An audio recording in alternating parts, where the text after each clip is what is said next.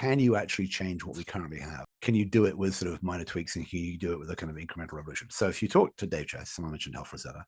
For those of you who don't know this, so Health Rosetta is this sort of alliance of, it's an alliance of sort of rebel, what does Darth Vader call them? Rebel scum. It's not Darth Vader, it's the other guy who calls them the rebels.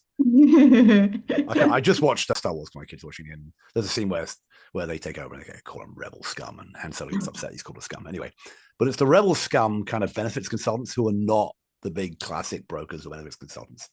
And what they have done is they are trying to basically build off work that was done in a few areas. And there's a few examples, sadly only a few, right? So one is the Rosen Hotels in Orlando.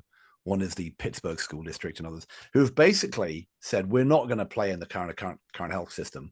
We're going to do what Emily just mentioned, give all of our people primary care, probably on site, have our own primary care clinic, and we're going to very aggressively manage their access to specialty care. And we're going to do a lot of the stuff that stops them. If they have people with diabetes, they make sure they're on their medications, they're teaching them how to cook better. I mean, all kinds of stuff which aren't really medical care. And in Rosen's case, they actually went all the way back upstream and started thinking about, what's the environment they're living in. They started dealing with housing. They started dealing with education, and they saved a ton of money for their employees. They're a big enough employer in Orlando that they could save a ton of money. And then when they were out to buy, when they needed to buy specialty care, because they had such control of it, they could sort of buy on the margin, buy on the spot market, as it were, and pay less, right?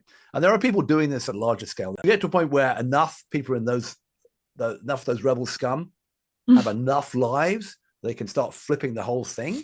And at that point, does the industry, what happens next?